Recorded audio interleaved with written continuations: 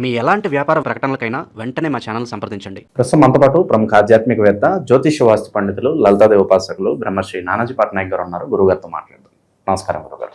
శ్రీమాత్రే నమః. గురుగారు, సింహరాశి వాళ్ళకి సెప్టెంబర్ నెల ప్రత్యేకంగా ఎలాంటి శుభవార్తలు ఉన్నాయి, ఏ విషయాల్లో వీళ్ళు ఎక్కువగా జాగ్రత్తలు తీసుకోవాలి గురుగారు? తప్పకుండా అండి. ఫస్ట్ ఆఫ్ ఆల్ గ్రహస్థితి కనుక చూసుకుంటే లగ్నంలో కేతువు రవి ఉన్నారు. సో రవికేతువుల కలయిక అనేటువంటిది ఏంటంటే కొంచెం లైఫ్లో ఒక ఆధ్యాత్మికంగా వెళ్ళడానికి మంచి యోగాన్ని ఇస్తుంది. ఇక్కడ సెకండ్ హౌస్ అంటే బుధుడు కూడా లగ్నంలో ఉన్నాడు, కానీ సెప్టెంబర్ 7th నుంచి సెకండ్ హౌస్లోకి మారుతున్నాడు బుధుడు. అలాగే రెండవ స్థానంలో ఇంతకాలం నీచంలో ఉండే శుక్రుడు 3లోకి వెళ్తున్నాడు 3వ తేదీ నుంచి. అండ్ సప్తమంలో రాహు, అష్టమంలో వక్రించిన శని, అండ్ లాభంలో కుజుడు. ఈ లగ్నానికి యోగకారకుడే, బట్ లాభంలో ఉన్నాడు. అండ్ వ్యయంలో గురువు ఉన్నాడు. ప్లస్ చంద్రుడు అయితే 12 రాశులు తిరుగుతూ ఉంటాడు, మీకు తెలిసిందే. అయితే ఈ యొక్క గ్రహస్థితిని అనుసరించి ఈ సింహరాశి వారికి డేట్స్ వైజ్గా ఏ డేట్స్లో ఎలాంటివి బాగుంటాయి, ఎలాంటివి జాగ్రత్తలు తీసుకోవాలి, మరియు 12 భావాలు ఎలా ఉన్నాయనేటువంటి అంశాలు చెప్తుంది. నేనైనప్పటికీ చెప్పిస్తుంది సాక్షాత్ లలితామ్మ వారిగా భావిస్తూ ఆ లలితాంబిక అమ్మవారి యొక్క అనుగ్రహం మీకు పరిపూర్ణంగా కలగాలని మనస్ఫూర్తిగా కోరుకుంటూ, ఇక్కడ చూసుకున్నట్లయితే ఈ నెల రవికేతువులు ఎప్పుడైతే రాశిలో ఉన్నారో ఇది 2 విషయాలకు చాలా బాగా కలిసి వస్తుంది. ఒకటి ఆధ్యాత్మికత, రెండోది పేరు ప్రఖ్యాతలు రావడానికి. కాకపోతే ఈ పేరు ప్రఖ్యాతలు వచ్చే విషయంలో కొంచెం 10-11 తేదీలు కొంచెం డిప్రెస్ అవుతారు వీళ్ళు. ఈ విషయంలో చాలా జాగ్రత్తగా ఉండాలి. కొత్త పరిచయాలు ఏర్పడతాయి. సినిమా ఫీల్డ్ వాళ్ళకి కావచ్చు, కాస్త ఫైనాన్షియల్ గ్రోత్గా బాగున్న వాళ్ళకి పరిచయాలు అయితే ఏర్పడతాయి స్త్రీల విషయంలో. అయితే రెండవ భావంలోకి బుధుడు వెళ్ళడం, second lord is in second house, మంచిదే. కానీ ఇక్కడ ఏంటి మనం అబ్జర్వ్ చేయాల్సింది, బుధుడు సింగిల్గా ఉన్నాడు, ఇంకేదైనా గ్రహంతో చూడబడుతున్నాడు. బుధుడు అక్కడ సింగిల్గా లేరు, ఇంకొక మిథునంలో కుజుడు ఉంటూ కన్యరాశిలో ఉండే బుధుడిని చూస్తున్నాడు. సో ఆస్పెక్టింగ్ ఎక్కువగా ఉంది. అయితే ఈ లగ్నానికి శుభుడే కదండి, అంటే ఎంత శుభుడైనా కూడా, అంటే లాభాలు వస్తున్నప్పటికీ కుటుంబ సభ్యులతో కొంత వ్యాపార లావాదేవీలు చక్కగా సాగుతున్నప్పటికీ ఘర్షణ కూడా ఇస్తాడు ఇక్కడ. అంటే కుటుంబ సభ్యులతో చేసేటువంటి బిజినెసెస్లో ఘర్షణ యోగం కూడా ఉంది. It's very clear. కొంచెం కొన్ని విషయాల్లో శుక్రుడు 3లో ఉన్నప్పుడు ఏమవుతుందంటే ఓన్ హౌస్లో ఉన్నాడు. దానివల్ల ఏంటంటే సిబ్లింగ్స్కి లాభం ఉంటుంది, సిబ్లింగ్స్తో ఉండే చిన్న మిస్అండర్స్టాండింగ్స్ తగ్గుతాయి. కానీ ఏ పని చేయాలన్నా కొంచెం తెలియని ఒక భయం ఏర్పడుతూ ఉంటుంది. శుభగ్రహం 3లో కదా, పాపగ్రహం 3లో ఉంటే ధైర్య సాహసాలు ఇస్తుంది, కానీ శుభగ్రహం 3లో ఉన్నందుకు కొంచెం జాగ్రత్తగా ఉండాలి. అదేవిధంగా వీళ్ళకి ఇంకోటి ఏంటంటే కొంచెం షార్ట్ జర్నీస్, కొంచెం ఆహ్లాదకరమైన ప్రదేశాలకు వెళ్ళడం 14-15 తేదీలు జరుగుతాయి. 16-17 తేదీలు ఎట్టి పరిస్థితుల్లో వీళ్ళు ఇన్వెస్ట్మెంట్స్ చేయకూడదు.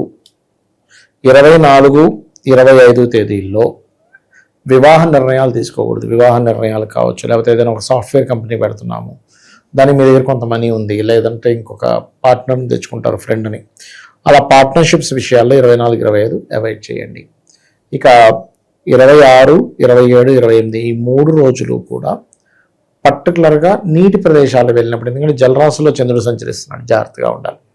అది ఇక ఆల్ ఆఫ్ సడన్గా కొన్ని జాబులు మార్పు ఉన్నాయి. జాబుల విషయంలో వేరే ప్రాంతానికి వెళ్తే సక్సెస్ ఉంది చెప్పాలంటే. సో లాభంలో కూర్చుండడం ఈ లగ్నానికి యోగకారకుడు కాబట్టి బిజినెస్ పరంగా కొంచెం గట్టిగా ట్రై చేసినా సరే బిజినెస్లో కొంచెం బాగానే రాణిస్తారు చెప్పాలంటే.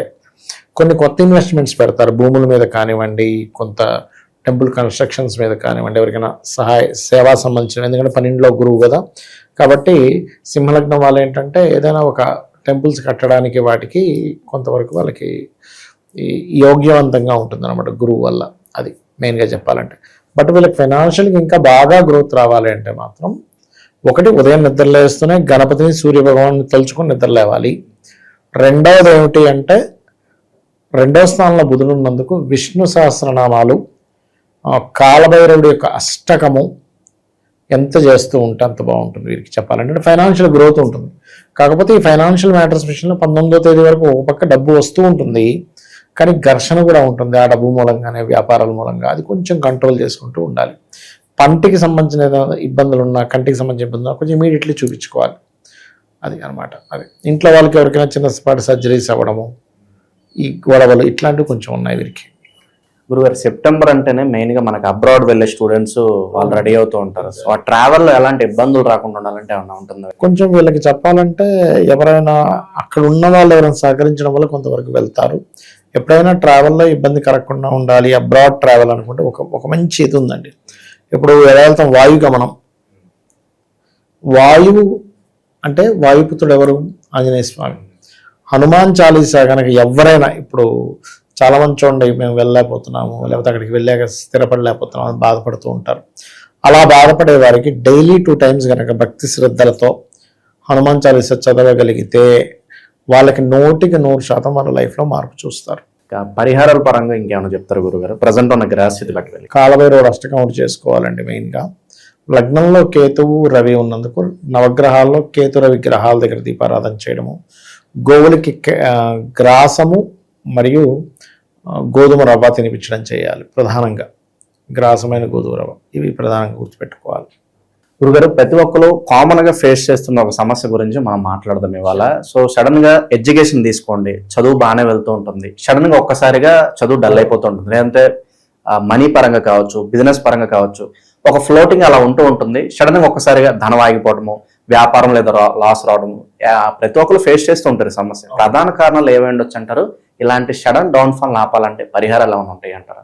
ఇక్కడ 4 రకాలుగా దోషం ఉంటుంది. 3 కాదు 4 రకాలుగా. ఒకటి, ఇప్పుడు మనం గోచార ఫలితాలు చెప్పుకుంటున్నాం, అక్కడ ఏదైనా మూమెంట్ మేజర్ ప్లానెట్ మూవ్ అవుతుంది వాళ్ళకి, లేదా వాళ్ళ పర్సనల్ చార్ట్లో మహాదశ లేదా అంతర్దశలు మారిపోతాయి. మారగానే అప్పటి వరకు అద్భుతంగా రోజుకి 1,00,000 రూపాయల కౌంటర్, 4 లక్షల కౌంటర్ అనేవాడు 5,000 అమ్మడానికి కష్టపడిపోతుంటాడు. అర్థం కాదు, జనాల్లో తేడా వచ్చిందా, నేనేమైనా మారానా అంటే వాడు అర్థం అంటే నా ప్రవర్తనలో తేడా వచ్చిందా, అసలు ఏమైంది అర్థం కాదు, పిచ్చెక్కిపోతూ ఉంటుంది. అది దశాంతర్దశలు మారినప్పుడు జరుగుతుంది. లేదా దశాంతర్దశలతో పాటు గోచారం కూడా డబుల్ ట్రాన్సిట్గా మారితే ఇంకెక్కువ ఎఫెక్ట్ వస్తుంది.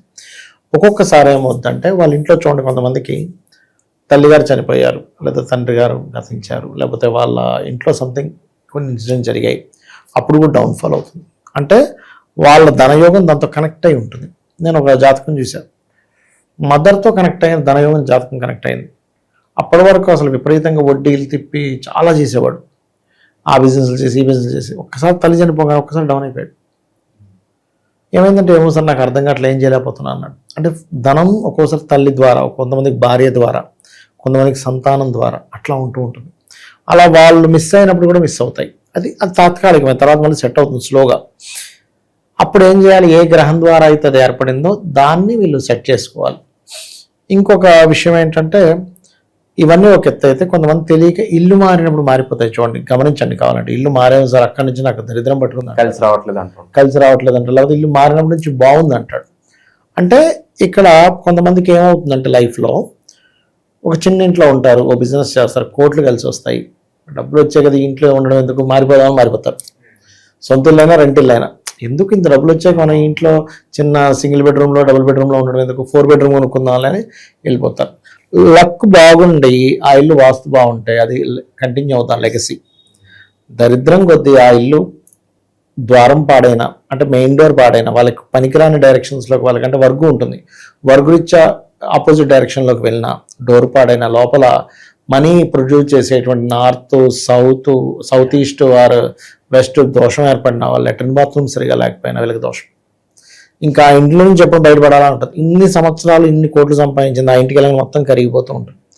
అందుకని నేను చెప్పే సజెషన్ ఒకటి, ఎప్పుడైనా మీరు ఇల్లు మారేటప్పుడు, ఎందుకంటే మనకి జాతకంలో 9 గ్రహాలు 27 నక్షత్రాలు 12 భావాలు ఎలా ఉంటాయో, ఇంటికి కూడా 45 మంది దేవతాసురులు, పదము, ఈ పదాలు ఉంటాయి, పదం క్యాలిక్యులేషన్స్, కలర్స్, పంచభూతాలు ఇవన్నీ ఉంటాయి.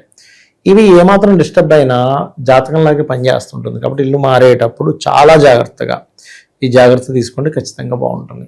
ఓవరాల్గా ఈ రాశి వాళ్ళకి ప్రత్యేకంగా సెప్టెంబర్ నెల ఎలా ఉంటుందో మంచి విశ్లేషణ చేస్తాం. ధన్యవాదాలు. శ్రీమాత్రే నమః.